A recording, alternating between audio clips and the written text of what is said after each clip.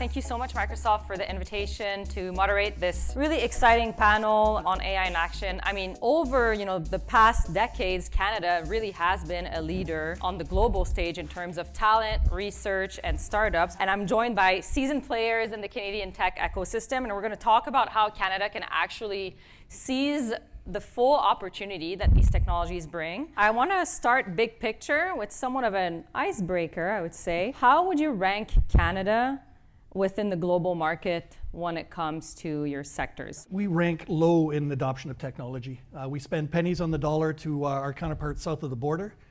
There are studies from Deloitte that suggest Canadian business owners want to maintain the status quo. We see that lag in adoption of technologies across the board, be they AI, be they cloud computing, Internet of Things, quantum. I can go down the list, but the organizations simply are reluctant to do so. Canada's a great place to be educated. We generate a lot of students, we do a lot of research.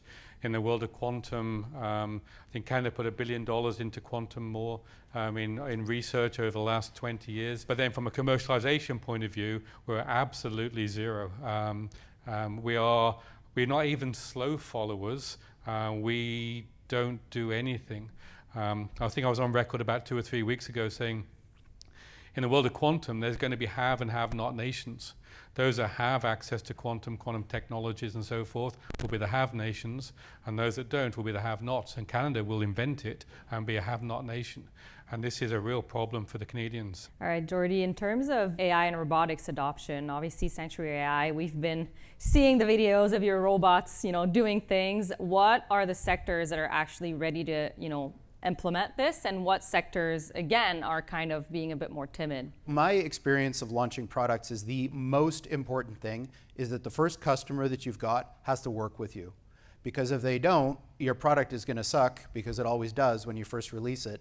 And if they're not patient and iterate with you to make it not suck, you're done. Especially when you're building a really expensive big thing like a machine, you can't afford to get it wrong. You need to get it right. The AI opportunity in Canada is not to just run the same playbook that's already been run and kind of be happy with being seventh. Instead, try to pick something that's a little bit more long-sighted and try to build a real economic flywheel that generates real products, that generate real value in the world, that make real money, create real jobs. I think that you can't do it in the digital AI world. It has to be something different. So my bet is that AI in the physical world for manufacturing is what it is. What are the reasons why Canadian companies are just not moving at the same speed as other markets in terms of actually adopting AI and buying products? So we've greenlit the company to do anything you can and want to with AI, and then we'll look at the safeguards and the rules, the regulations, the copyright, the patents and so forth in context, but you're greenlit. Go make it happen. And I actually want to see how you're going to double your productivity next year with the use of the tools and things coming in. That's a different attitude from let's not do it yet, let's have a red light until we absolutely have to, and then we may switch on a green light every now and again. Canadian companies are doing their part. There's a little bit of hesitancy in some of them, but okay, whatever, it's going to happen.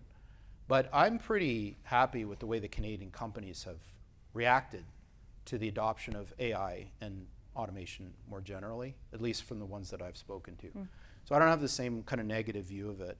I think that there's some bright lights there. What sectors are you seeing actually kind of, go in and be willing to adopt? And if we're going to be the first movers? And we found that 73% of Canadian businesses don't even want to think about generative AI. Canadian businesses are adopting at half the rate of the US businesses. And so that productivity gap is just going to continue to increase. The last thing is where we see it being adopted. Traditional AI, vision, audio, math, language, the stuff Mila invented and all that. We see that being adopted left, right, and center in call centers. We see that being done in visual tools, so being able to discern quality in assembly lines, things like that. Paul, what about in quantum? Do we see that kind of wait and see approach also in Canada? And in quantum, traditionally, I think materials discovery, drug discovery have been areas where we've seen a lot of potential. So do you think those areas will be the ones that will be kind of the first movers in actually adopting quantum, and specifically in Canada? I used to be on the board of St. Paul's Hospital, just around the corner here, and we're building the new hospital, as you see, on Station Street.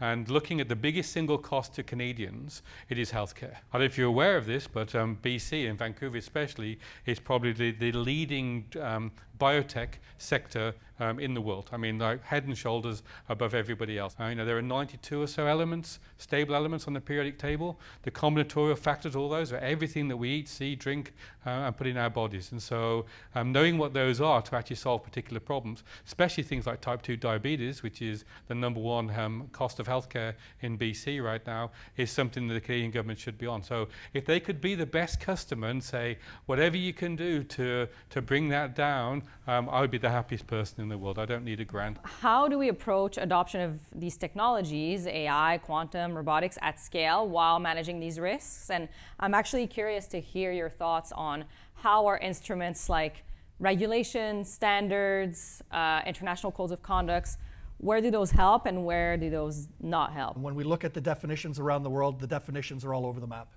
You know, what's a frontier model from a high impact model, from a general purpose model, from a advanced AI model? Like, we don't know what we're talking about. And when I helped draft the Canadian ethical AI standard, it took us 3 meetings to arrive upon common definitions, and we got it wrong, and that was a shame. We conflated algorithms and models, and it was just, after we read it, we said, oh my gosh, like, did we really do that? And so we need to be clear on what we're talking about.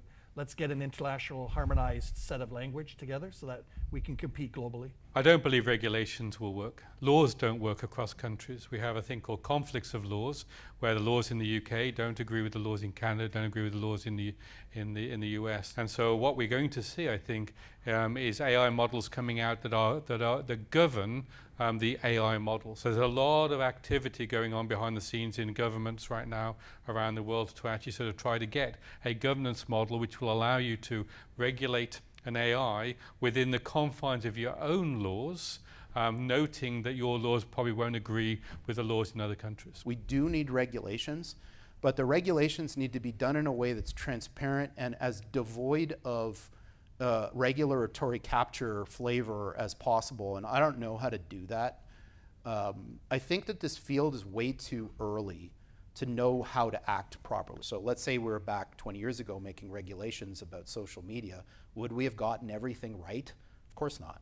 So I think with AI it's the same, as it's too early to make decisions about what exactly we should be regulating.